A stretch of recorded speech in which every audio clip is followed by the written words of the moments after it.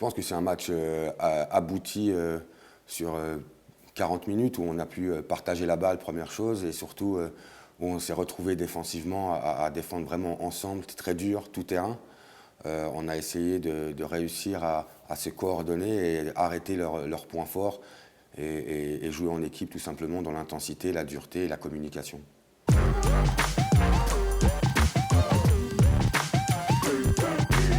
Je pense qu'une saison, ce n'est pas un long fleuve tranquille. Je pense qu'on est de toute manière confronté à certains moments à de la fatigue physique ou psychologique, ou les deux, où on a besoin aussi des fois trébucher pour se ressaisir et reprendre conscience des choses.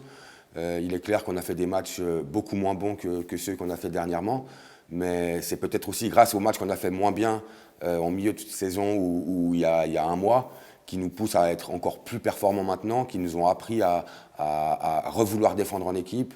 Et c'est comme pour tout le monde, je pense qu'il y a des hauts et des bas et que c'est mieux d'avoir jamais de bas, mais ça arrive très rarement, que d'avoir des bas en fin de saison quand les matchs comptent pour les playoffs ou pour tout simplement finir la saison en beauté.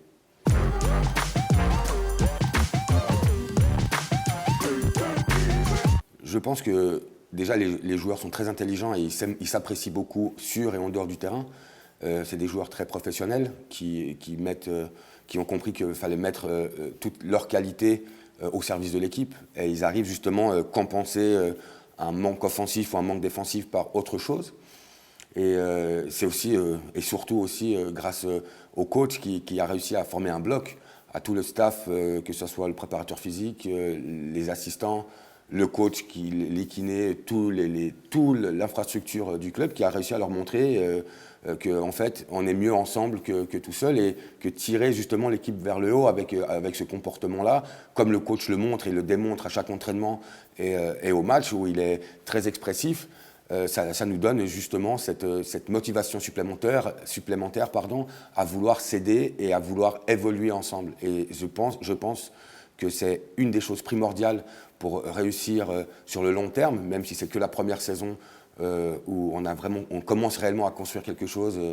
Et je pense que pour moi, c'est essentiel d'avoir cet état d'esprit pour justement pouvoir continuer à se développer et à nourrir des ambitions à la hausse et continuer à jouer au basket collectivement avec l'amour du maillot, parce que c'est très important cet amour-là, et l'envie de faire bien pour le club et pour nos coéquipiers ou le staff et pour tout le monde.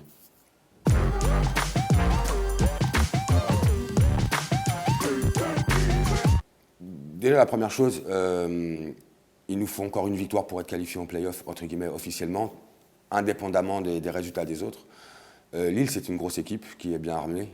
Et la vérité de hier n'est pas la même aujourd'hui, ce qui veut dire qu'on va tout faire pour gagner, bien entendu. On aborde les choses en se disant match après match. Si on garde cette intensité et cette volonté à jouer ensemble, à défendre ensemble et à être solidaire, je pense que c'est la clé pour finir bien la saison et commencer l'autre saison, entre guillemets, qui sont les playoffs. Lille veut aussi accrocher les playoffs. Boulazac veut sauver sa peau. Ils sont dans une position où ils ont gagné les 2 derniers matchs. Est-ce qu'ils vont les mettre aussi en confiance, comme nous on a gagné nos 2 derniers matchs? On va tout faire pour arriver à Boulazac après un long trajet à Bordeaux, pour après partir dans le Périgord, etc. Mais je pense que l'équipe répond présente et que l'équipe est plus que motivée à gagner contre Boulazac et contre Lille, bien évidemment, demain.